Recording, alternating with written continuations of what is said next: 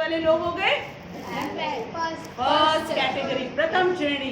भौतिकता के लिए बिल्कुल जागे रहते हैं। यस, कहाँ जाना है बताओ? कहाँ? अच्छा, जॉब मिल रही है। अच्छा, 10,000 मिल रहा है। चलो चलो, वहाँ पे कौन सा हमको क्वालिफिकेशन चाहिए? ओह, कंप्यूटर सीख ले, मिल जाएगी वो जॉब। अच्छा, वेरी गुड, चलते हैं भगवत गीता की क्लास के लिए। चलो, कहाँ टाइम है हमारे पास अब? ऐसे लोगों के लिए कहा जाता है कि आत्मनिरीक्षक विषय में वो लोग क्या कर रहे हैं? सो रहे हैं।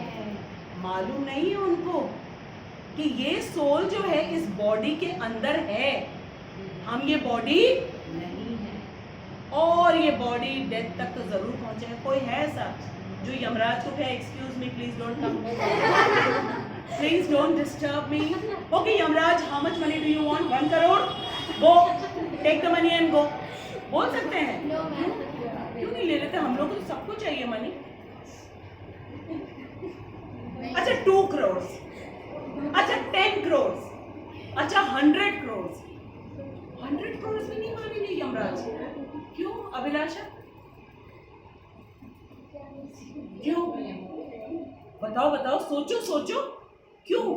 ऐसे तो हम सबको अट्रैक्ट करते हैं ना, आंखें चमक जाती। हाँ, तपस्या से मान जाती। किसकी तपस्या से मान जाती?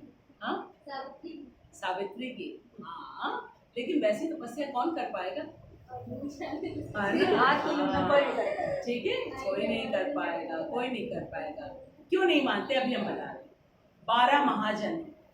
ठीक है, महाजन वो होते हैं जिन्होंने भगवान को साक्षात देखा है, भगवान से इंटरेक्ट करते हैं। उनमें से एक महाजन है यमराज जी, जो भगवान के सबसे बड़े भक्त हैं।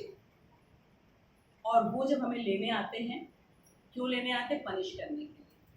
क्यों पनिश करने के लिए? क्योंकि मनुष्य जीवन पा करके और इनको नहीं जाना। चलो, बड़ी एंजॉयमेंट करी है ना?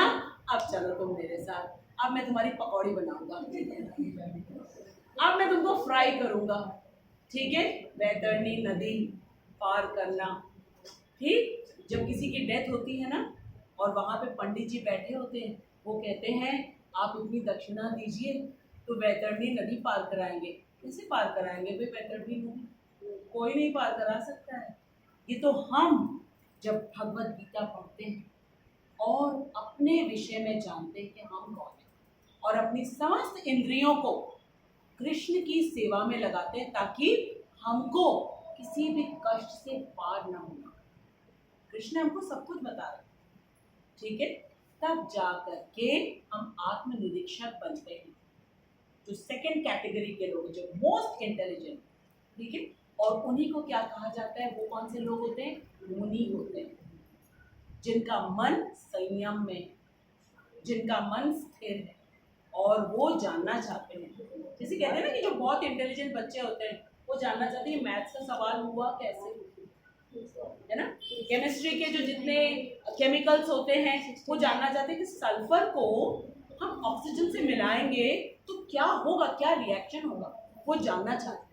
ठीक है, वो ये जानना चाहते हैं कि स्पेस में जब हम जाते हैं तो कैसे ऐसे होता है कि वेट लेस हो जाते हैं, हम बिल्कुल उड़ने लगते हैं, वहां पे ग्रेविटी का इफेक्ट क्यों नहीं है? तो जो क्वेश्चन पूछते हैं वो हायर इंटेलिजेंस वाले लोग होते हैं। वो हर चीज को मान नहीं लेते, they want to know the reality. वो जानना चाहते हैं कि कैसे इवेपोरेशन होता है, कैसे कंडेंसेशन होता है, समुद्र का जो पानी है उसका टेस्ट कैसा होता है? खारा होता है। उसको इंग्लिश में क्या कहते हैं? सॉल्टी कहते हैं, क्योंकि खारा है। और रिवर का जो वाटर है वो कैसा होता है? मीठा होता है, स्वीट होता है, पानी दोनों है। कैसे हुआ भाई? आपने जाके वहां पे मिला के आई हो आकांक्षा, समुद्र में नमक मिला के आई हो फिर, और श्रेष्ठ ने जा करके नदी में चीनी मिला दी? ये कैसे होता है? कृष्ण करते हैं। क्यों ऐसा कर रखा है उन्होंने? समुद्र के पानी को उनको स्टोर करके रखना। तो जैसे जब हम अचार बनाते हैं, ठीक है, उसमें नमक डालते हैं, नमक डाल करके क्या होता है, उसकी सारी जो पानी है वो निकल आता है और फिर वो प्रिजर्वेटिव का काम करता है। इसलिए समुद्र में नमक पड़ा हुआ है ताकि उसके पानी में कीड़े ना पड़े, बहुत खारा, ठीक है। और समुद्र का जल हम पी नहीं सकते, बहुत खारा। हम नहीं पी सकते हैं। हमारे पीने के लिए नदियों का पानी, उसी समुद्र से पानी भाप बन के उड़ता है, आसमान में जाएगा, बादल बनेंगे और फिर जब वो बरसते हैं, ठीक है, तो हर जगह बरसते हैं, पहाड़ों में भी बरसते हैं।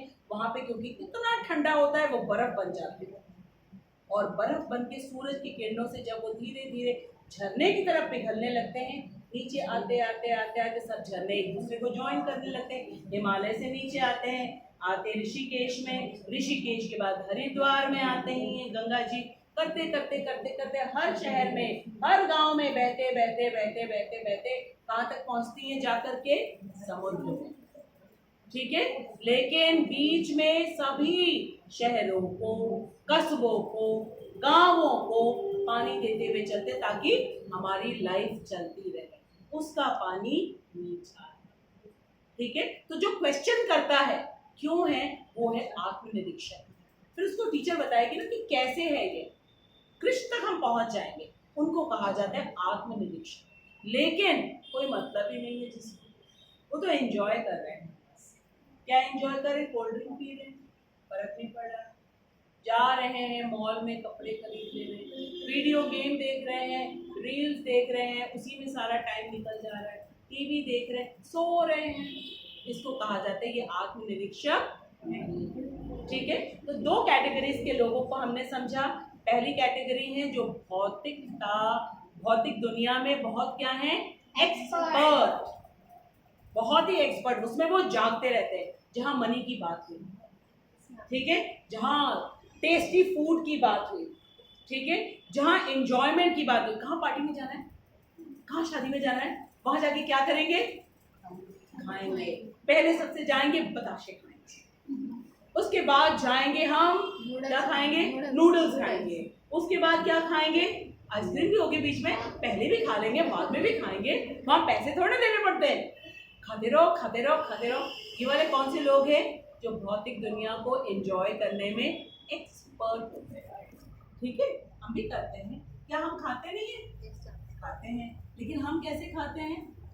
कृष्णा को भोग लगाते, चाहे फिर वो हमको टिक्की खानी हो, चाहे फिर हमको बताशे खाने हो, या छोले भटूरे खाने हो, चाहे समोसे खाने हो, चाहे गुलाब जामुन खाने हो, चाहे इमरती खाने हो। अरे वानिया कहाँ चली गई? इमरती कहाँ चली गई? आ गई वानिया, वापस आ गई, मुनि बन गई थी। वानिया सोच रही थी सब कुछ कैसे हम कृष्ण को जाना, हाँ नहीं, और वानिया हमारी क्या बनी थी? Prahlad, Yes, ma'am. बिल्कुल आत्मनिरीक्षक। और प्रहलाद के जो पापा बने थे वो कौन है? हिरण्यकश्यपु, इस मटेरियल वर्ल्ड में एक्सपर्ट, खुद तपस्या करी और ब्रह्मा जी के पास गए और ब्रह्मा जी से क्या कहा? मुझे आप ऐसा वरदान दे दीजिए कि मुझे कोई मार न सके। ब्रह्मा जी ने कहा ये तो मैं दे ही नहीं सकता। क्या किया जाए? ब्रह्मा जी को खुश किया है। ब्रह्मा जी ने कहा कुछ और मांगो, कुछ और मांगो। तो क्या क्या मांगना शुरू किया बताओ, देखे तुम लोगों को मालूम है कि नहीं? क्या क्या मांगा? मुझे न कोई दिन में मार सके, ना कोई। ब्रह्मा जी ने कहा तथास्तु। फिर न घर के अंदर न घर के बाहर, तथास्तु। ना कोई नर मार सके, ना कोई पशु मार सके, ठीक है, ना ही कोई देवता मार सके, ना कोई असुर। यही सब तो क्रिएशन में बनाया है भाई, या तो पशु बनाया, ठीक है, या तो नर बनाया, या देवता बनाया, या राक्षस बनाया, ये भी ना मार सके। ब्रह्मा जी ने कहा तथास्तु। और बताओ, और बताओ। ना अस्त्र से ना शस्त्र से, भगवान ब्रह्मा जी ने कहा तथास्तु। और बोलो, क्या बोलो? धरती पे ना, न धरती पे ना आकाश में। ब्रह्मा जी ने कहा तथास्तु। और बोलो, और बोलो। आज सुबह शाम भी हो गई, और 12 महीनों में एक दिन में भी नहीं, ठीक है। ये तो उसकी बुद्धि में नहीं आया था, ठीक है। उसने कहा 12 महीने होते हैं, पूरे 12 महीनों में किसी दिन में भी ना मुझे मार सके। उसने सोचा सारा तो हमने मांग लिया, 12 महीने में न मार सके, नर न मार सके, पशु न मार सके, राक्षस न मार सके, देवता न मार सके मुझे, अस्त्र न से न मरूं मैं, शस्त्र से न मरूं मैं, ठीक है, धरती पे नहीं, आकाश में नहीं, अंदर नहीं, बाहर नहीं, दिन में नहीं, रात में नहीं, सब तो मांग लिया मैंने, अब क्या हमको कोई मारेगा? हाँ, लेकिन इनके पावर को कोई नहीं जानता है। उन्होंने कहा ठीक है, अब मैं क्या बन के आऊंगा? नरसिंह बन के आऊंगा। न तो मैं नर हूँ, न तो मैं पशु हूँ, न तो मैं देवता हूँ, न तो मैं राक्षस हूँ, ठीक है। आधा शरीर ऊपर का कौन सा? सिंह का, नीचे कौन सा? मनुष्य का, ठीक है। तो हाफ हाफ में बट गए वो। अब ऊपर वाला उन्होंने सिंह का क्यों रखा? क्यों? क्योंकि उनको नेल्स चाहिए थे। उसने कहा अस्त्र से नहीं मारना, शस्त्र से नहीं मारना। बोला बेटा नाखून से मारूंगा नाखून से मारूंगा तुमको, चिंता न करो। इसलिए ऊपर का पोर्शन कौन सा रखा हमने? सिंह का रखा, ठीक है। और नीचे का पोर्शन मनुष्य को क्यों रखा? उसने कहा आकाश में नहीं, धरती पे नहीं, कहीं नहीं, मैं यही लेटाऊंगा गोदी पे, चिंता न करो, तुमको अच्छी गोदी दूंगा, आराम से लेटाऊंगा, ठीक है। और फिर अंदर भी नहीं, बाहर भी नहीं, तो कहाँ पे? चौखट पे, ठीक है। सुबह भी नहीं, शाम भी नहीं, तो कौन से समय में? गोधूली। गोधूली कहते हैं जब एकदम सूर्य अस्त हो रहा है, ठीक है, और चंद्रमा के निकलने का समय, उसको कहते हैं गोधूली। और वो गोधूली इसलिए भी कहा जाता है, ध्यान से सुनो, उस समय कृष्ण जो है गोवर्धन पर्वत से लौट के आ रहे हैं, बलराम जी के कंधे में हाथ रख के, और खूब सारी गायें उनके साथ बां बां करती करती आ रही है, और गाय के खुर से धूल उड़ रही है, इसलिए कहते हैं वो गोधूली। गोधूली के समय, ठीक है। और कहां से निकले? कहां से वो? खंबे से निकले, है ना। बोला कि चलो कोई बात नहीं, पृथ्वी से नहीं, आकाश में खंबे से निकलूंगा, ठीक। क्यों? क्योंकि तुमने किसको परेशान किया है? मेरे भक्त को। मेरा भक्त क्या है? आत्मनिरीक्षण। क्या है वो? आत्मनिरीक्षण, ठीक है। अपने पिताजी को सम्मान देता था, प्रणाम करता था, लेकिन कहता था आप भगवान नहीं है, भगवान तो कृष्ण है, हरि है भगवान, ठीक है। वो इतना गुस्सा होता था, इतना गुस्सा होता था। क्यों? वो भौतिकता में इंद्रिय तृप्ति करना चाहता, मैं राजा हूँ, मेरी पूजा करेंगे, मैं इतना बलशाली हूँ, ठीक है। और घमंड बढ़ गया जब उनको ब्रह्मा जी से इतने सारे वरदान मिले, और सारे वरदानों का एक ही साथ खुलासा कर दिया, खत्म कर दिया। किसने? नरसिंह भगवान ने, ठीक है। चलो हम लोग नरसिंह प्रेयर भी गाएंगे, ठीक। अच्छा, तो अब हमको पता चल गया है 2 श्रेणी के लोग होते हैं। कौन कौन से होते हैं? जो भौतिक, पहली श्रेणी जो भौतिकता में निपुण होते हैं। निपुण को क्या कहते हैं? एक्सपर्ट। वो किस तरीके के लोग होते हैं? अभी हम लोगों ने 2 लोगों का बात किया, एक तो प्रहलाद और एक हिरण्यकश्यपु। तो जो हिरण्यकश्यपु हैं वो भौतिकता में निपुण है, बिल्कुल बहुत दिमाग चलाते हैं, बहुत दिमाग चलाते हैं, ये भी कर लेंगे, ये भी कर लेंगे, ये भी कर लेंगे, और फिर मैं सेफ, और फिर मैं एंजॉय करूंगा, ठीक है। लेकिन उनको पता नहीं चलता है कि आपको जिसने बुद्धि दी है वहां बैठे हुए हैं, आपकी बुद्धि का तोड़ उनके पास, ठीक है। तो जो हिरण्यकशिपु वाले लोग होते हैं वो कौन सी कैटेगरी? फर्स्ट कैटेगरी है, सेकंड कैटेगरी? First category. और सेकंड कैटेगरी वाले कौन से? आत्मनिरीक्षक, जिनको मुनि कहा गया है। मुनि कौन होते हैं? जिनका मन शांत, उनको परेशानी नहीं होती, वो ये सारी चीजें इकट्ठा नहीं करते हैं। वो क्यों नहीं करते? रौनक बुद्धू है क्या वो? जो मुनि होते हैं इसका कुछ लाभ नहीं, ठीक है। वो वास्तविकता में रहते हैं, और वो उतना ही इकट्ठा करते जिससे उनका शरीर सेवा के लिए चलता है, ठीक है। जीवन उनका चलता रहे, और जीवन किसके लिए है? कृष्ण की सेवा के लिए, कृष्ण को जानने के लिए, स्वयं को जानने के लिए, प्रकृति को जानने के लिए, ठीक है।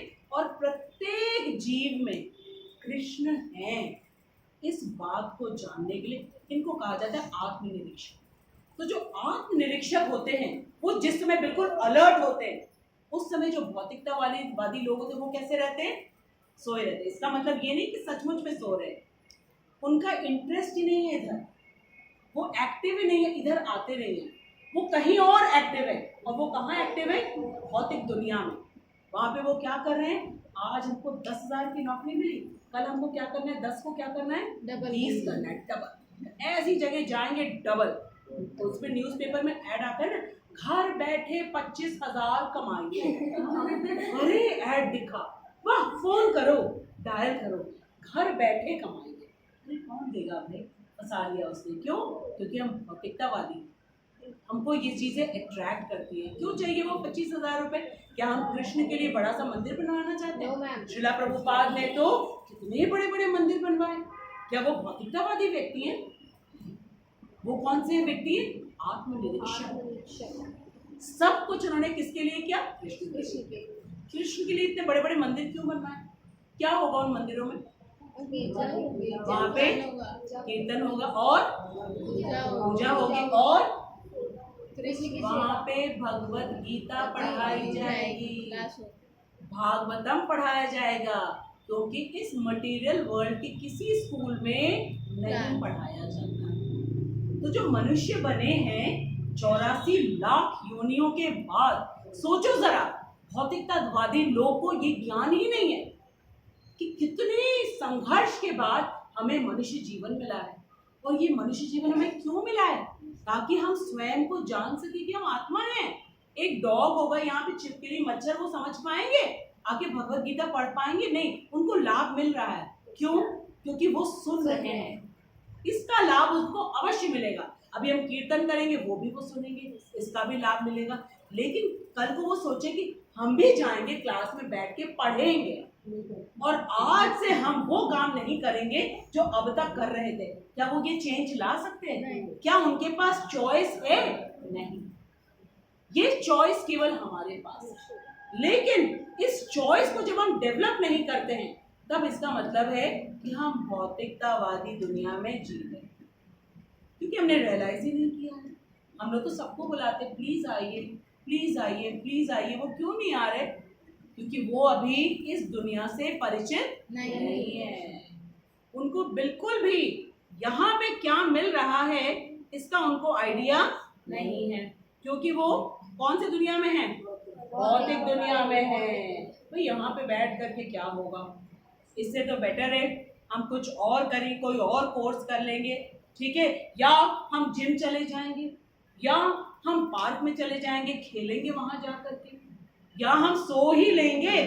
क्या है यहाँ पे संडे वाले दिन सवेरे सवेरे आकर के, ठीक है? ये होते हैं भौतिकतावादी। लेकिन जो अलर्ट होते, संडे आया, वेट करते हैं संडे का, इसका मतलब है वो आत्मनिरीक्षक है, ठीक है? ये सब हमें क्यों बताया जा रहा है? ताकि हम खुद को पहचान सकें हम कौन सी श्रेणी में हैं, ठीक है? और फिर हमें कौन सा काम करना चाहिए, ये कृष्णा हमें बता रहे हैं, ठीक है? अब हम इसको एंड करते हैं, हमें दोनों पता चलते हैं। आत्मनिरीक्षक मुनि भौतिकतावादी पुरुषों की रात्रि में जागे रहते हैं। जब वो लोग जो रात में सोते रहते हैं, ठीक है, मतलब रात में सोते रहते हैं, मतलब इस टाइम जो कुछ भी कर रहे हैं वो लोग, हम लोग इस टाइम जाग रहे हैं, हमको इसकी नॉलेज लेनी है, वो इस टाइम जागते। कौन? आत्मनिरीक्षक। मुनि को आध्यात्मिक अनुशीलन के क्रमिक उन्नति में दिव्य आनंद का अनुभव होता है। आप लोग यहाँ पे आते हो, अगर आपको आनंद ना मिले तो क्या आप आते रहोगे? इसका मतलब मिल रहा है। लेकिन कौन सा आनंद है? ये भौतिक आनंद नहीं है, ये दिव्य आनंद है, क्योंकि कृष्ण और कृष्ण से रिलेटेड कुछ भी हम यहाँ पे दर्शन कर रहे हैं, यहाँ हम उन्हीं के वचन को पढ़ रहे हैं, ठीक है? ये दिव्य है, क्योंकि ये कभी समाप्त नहीं होगा। उनको इसमें आनंद आता है, लेकिन जो भौतिकतावादी लोग हैं उनको इसमें आनंद नहीं आता उनको इसमें आनंद, ठीक है? फिर आगे, किंतु भौतिकतावादी कार्यों में लगा व्यक्ति आत्म साक्षात्कार के प्रति सोया रहकर अनेक प्रकार के इंद्रिय सुखों के सपने देखता है। ये सपने क्यों कहा गया है? आर्यन, सपने क्यों कहा गया है? इंद्रिय सुख के सपने कहा गया है। बहुत इंपॉर्टेंट बात है, ये समझना आवश्यक है। बताओ कौन? कभी हो ही नहीं सकती है, टेम्परेरी। ये सपना का सपना ही रह जाएगा। क्यों? हमारी इंद्रियां जो है ना, इनको ऋषिक कहा जाता है, और इनके ईश को क्या कहा जाता है? ऋषिकेश कहा जाता है। और ऋषिकेश कौन है? कृष्ण है, केशव है। तो ये हमारे लिए सपना है कि हम सोचें कि हम इंडिपेंडेंटली कृष्ण को ना खुश करके, ना सुखी करके, हम अपने इंद्रियों को सुखी कर लेंगे। इसीलिए तो कहते हैं कि जो बहुत अर्न कर लेते हैं, खूब मनी भी आ जाता है उनके पास, जॉब भी मिल जाती है, सब कुछ होता है, लेकिन उसके बाद भी अकेलापन होता है। और फिर कितने लोग क्या करते हैं? सुसाइड कर लेते हैं। क्यों? क्योंकि उनके अंदर आत्मनिरीक्षक वाली जो क्वालिटी है ना, वो डेवलप ही नहीं किया है, और वो भौतिकतावाद में जीते रहते हैं। और वो वाला क्या है? वो टेम्पररी है।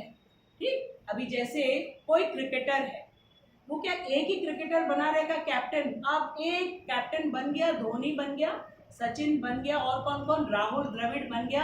अब इसके बाद और कोई नहीं बनेगा। ऐसा होगा क्या? नहीं होगा। वैसे ही फिल्म स्टार्स के लिए होता है, ठीक है? वैसे ही जो कंट्री में जो इम्पोर्टेंट पोस्ट होते हैं, उनके लिए भी होता है। 5 साल, 10 साल, 15 साल, और कितना? अब नहीं, हटो, दूसरे को आना है, ठीक है? तो सारी चीजें जो हैं इस मटेरियल वर्ल्ड की, वो सबके सब टेम्पररी है। परमानेंट हैप्पीनेस तो सिर्फ और सिर्फ कृष्ण के साथ है। क्योंकि वो नहीं मिलता है, तो उनके लिए जो इंद्रिय सुख का वो जो सपना देख रहे थे ना, वो सपना ही रह जाए। और रियलिटी किसको आनंद मिलता है? जो मुनि है, जो इंटेलिजेंट है।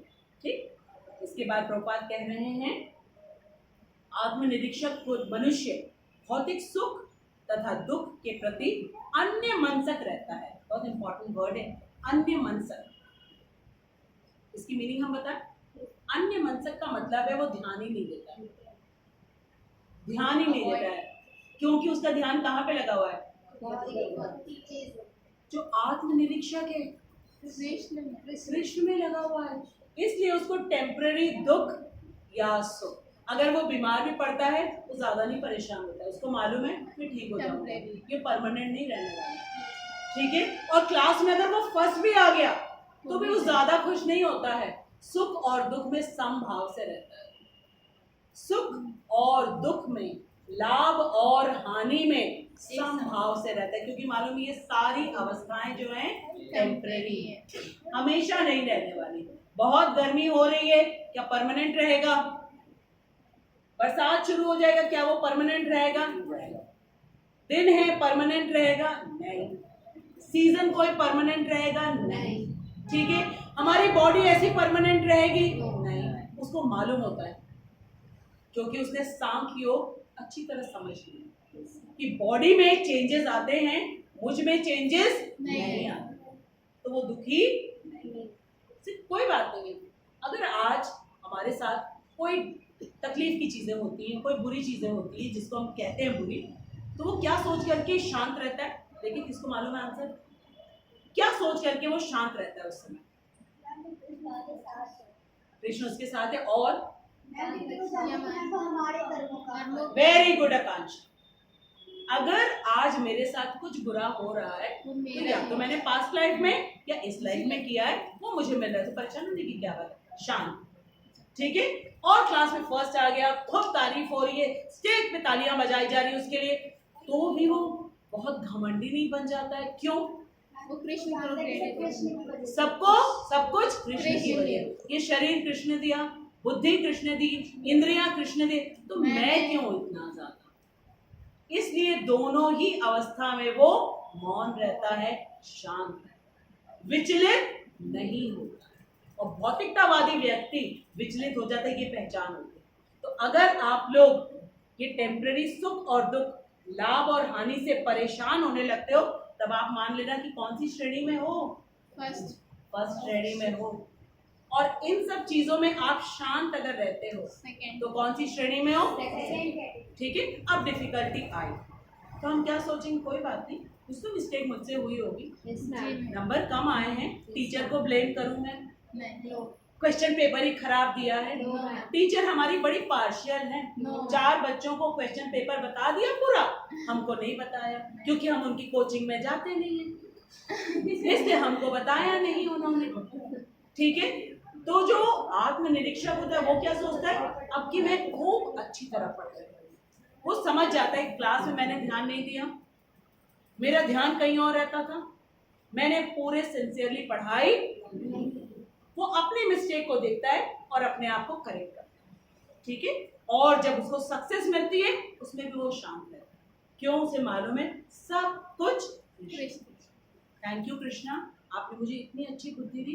केवल मैंने एक चीज किया कि मैंने सोचा कि इस बुद्धि को मैं आपकी सेवा में लगाऊं, तो पहले पढ़ूं तो तभी तो किसी को मैं कुछ बता पाऊंगा। ठीक है।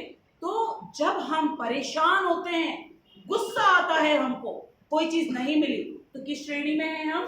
फर्स्ट कैटेगरी में है। और हर परिस्थिति में हम शांत है, तो हम किस कैटेगरी में? सेकंड श्रेणी में है। आत्मनिरीक्षण है, ध्यान से देखते हैं हम अपनी चीजों को, कहाँ गलती हुई और अच्छी चीजें हुई, तुरंत हम किसको थैंक यू कहते हैं? कृष्ण को। आ गया मीनिंग समझ में? तो जो आत्मनिरीक्षक जब खूब अलर्ट होकर के काम करता है, तब भौतिकतावादी वाला व्यक्ति क्या करता है? एंजॉय करता है। वो उसके लिए रात का टाइम है, क्या करना है, क्या तुम लोग पागल हो, रोज रोज हर संडे भगवत गीता पढ़ने जाते हो, क्लास में बैठ करके पढ़ाई करते हो, अभी तो मजे करो, अभी कैंटीन में चलो। वो है पहली कैटेगरी वाले लोग, एंजॉय करेंगे, अभी अलर्ट नहीं है। ठीक है। और जब एंजॉयमेंट वाला टाइम होता है, वहां आत्मनिरीक्षक बैठता है, वो सोचता है ना बंद कर लो अपने सारे, कौन सा एग्जाम्पल दिया था कृष्ण ने कि जब सारा अगेंस्ट होता है एटमॉस्फेयर का, टर्टल कछुए की तरह अंदर कर लो सब, ये अभी सब हमारे आसपास भौतिकतावादी वाले लोग हैं, ये हमको बिगाड़ देंगे, क्योंकि जैसी संगति होती है वैसे ही हमारे ऊपर असर पड़ जाता है। अभी तो अपने सारी इंद्रियों को अंदर करो और चुपचाप अपने कवरिंग के अंदर बैठ जाओ। जब ये सब के सब भौतिकतावादी वाले लोग निकल जाएंगे तब हम निकलेंगे बाहर और अपने लक्ष्य तक हम पहुंचेंगे। तो हमारा लक्ष्य क्या है? कृष्ण की सेवा। कैसे सेवा मिलेगी? पहले पहचाने तो हम कौन है, पहले नौकरी तो मिले, पहले हमें भाई सेवा करने के लिए नौकरी चाहिए, और नौकरी हमको मिले इसके लिए हमको पहले पहचानना तो होगा कि हम कौन है, किसके अंश हैं, ये प्रकृति क्या है। ठीक है। और इस प्रकृति के साथ मेरा क्या संबंध है, कृष्ण के साथ क्या संबंध है? प्रकृति के साथ टेम्पररी संबंध है, क्योंकि हम आएंगे और जाएंगे, और कृष्ण के साथ परमानेंट। चाहे मच्छर के शरीर में रहे तो भी छोटा सा कृष्ण हमारे साथ बैठा रहेगा, हमारे साथ उड़ के सबको काटेगा। चलो चलो, दूसरों को काटने का मन करता है, चलो तुमको इसको मच्छर बना, खुद पीने का मन करता है, चलो मच्छर बना। ठीक है। दूसरों के घर जाकर के लड़ाई करने का मन करता है, चलो डॉग बना देते, भौं भौं भौं भौं करते रहो सारे टाइम। ठीक है। अपने घर में शांति से बैठने का मन नहीं करता, चलो चिड़िया बनाओ, उड़ते रहो, कोई घर वर नहीं मिलेगा, अब पेड़ के ऊपर अपना घर बनाओ। अच्छा, बहुत वाटर पार्क में जाने का मन करता है, चलो मछली बनाओ, रहो पानी में, तो खूब पानी में रहो, खूब पानी में रहो। कृष्ण के पास सारी वेराइटीज है, सारी वेराइटीज। ठीक है। लेकिन जब हमारे अंदर इंटरेस्ट होगा कि अरे हम तो बॉडी नहीं है, हम ये जानेंगे हम कौन है, कृष्ण कौन है, हमारा क्या रिलेशन है, तो हम कौन सी कैटेगरी में आ गए? सेकेंड कैटेगरी में, आत्मनिरीक्षक। और हम अलर्ट रहते हैं जब सारी ये बातें चलती, कौन सी? भगवत गीता की कीर्तन चलता है, कथा होती है, उसमें जागते रहते हैं। भौतिकतावादी लोग कथा और कीर्तन में आके कैसे बैठते हैं? हाँ, और फिर क्या करेंगे? नहीं, और फिर क्या करेंगे? और क्या? और जो आत्मनिरीक्षक होता है वो ऐसे बैठता है, क्या कहा जा रहा है? अरे कालिया जो है ये यमुना नदी में है और वृंदावन में है, तब भी इसका हृदय इतना दूषित है, ये भगवान को देख करके भगवान को डसने की सोच रहा है। कैसे? क्यों? क्योंकि कथा जो हमें सुना रहे वो तो हमें बता रहे हैं कि ऐसा क्यों है। हम तो सोचते हैं हम वृंदावन जाएंगे और भक्त बन जाएंगे, वृंदावन जाएंगे, गोपी ड्रेस पहन लेंगे, तिलक लगा लेंगे और हम भक्त बन जाएंगे। लेकिन ये कालिया जो है ये तो यमुना नदी में युगों युगों से, वो नहीं। लेकिन इसका हृदय तो बिल्कुल भी चेंज नहीं हो रहा है। कृष्ण उसके सामने डांस कर रहे हैं, स्वीटली स्माइल कर रहे हैं, और कृष्ण को देख करके वो ऐसी बड़ी बड़ी आंखें और जीभ निकाल रहा है काटने के लिए।